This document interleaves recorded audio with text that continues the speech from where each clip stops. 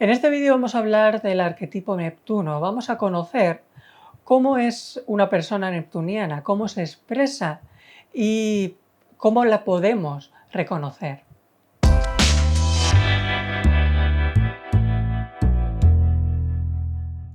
Una de las características de Neptuno es que está relacionado con el inconsciente colectivo. Es decir, Neptuno es un arquetipo transpersonal que no se puede reducir a una personalidad individual, sino que tiene que ver al colectivo. Por tanto, una persona con el arquetipo neptuniano va a ser alguien que tiene la capacidad de poder acceder al inconsciente colectivo. Por eso no es difícil que una persona neptuniana se dedique mucho al mundo artístico, al mundo creativo, porque es una forma de expresar esa conciencia colectiva. Esto también le da un tono muy hipersensible.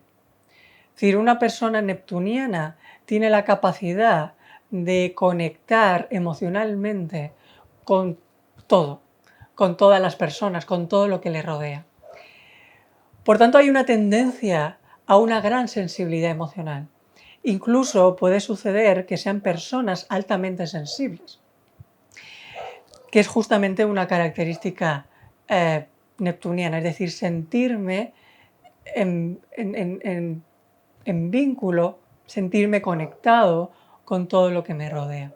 Es decir, cuando una persona expresa esa sensibilidad de una forma muy extrema, entonces se le llama personas altamente sensibles. Que sería, este arquetipo estaría en oposición al arquetipo saturnino, que el arquetipo saturnino no crea conexión con lo externo, sino al contrario, crea límites. Entonces este arquetipo sería todo lo contrario.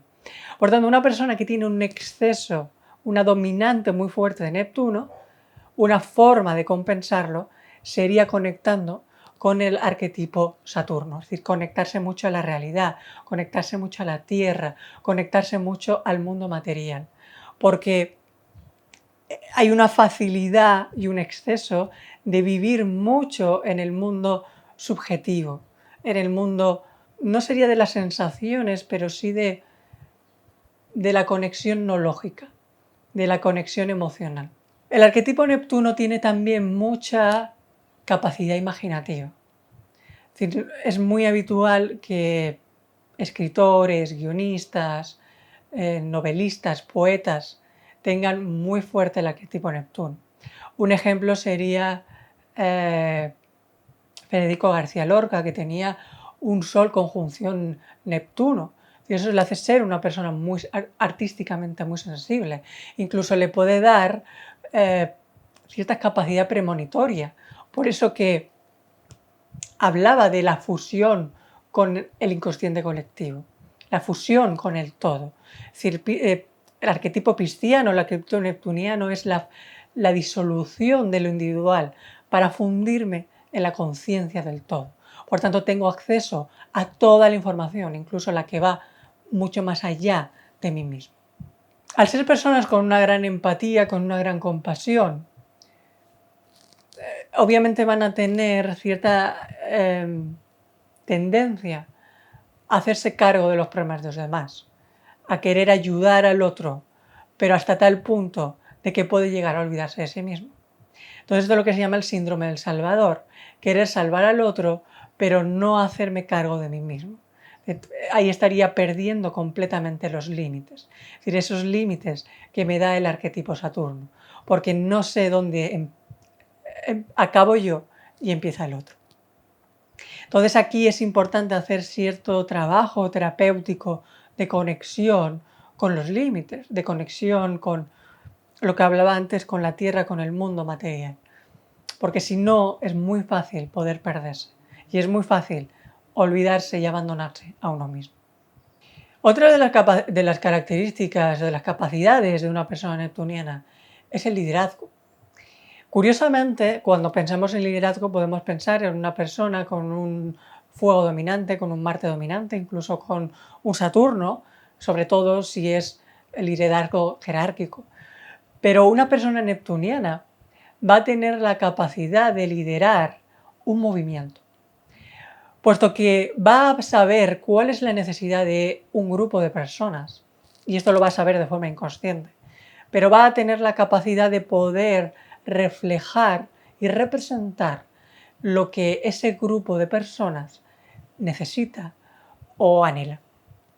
Entonces, es muy habitual que las personas muy neptunianas o muy piscianas sean líderes, por ejemplo, de una banda de música, de un grupo de música. Si miramos los cantantes, muchos tienen un gran arquetipo neptuniano.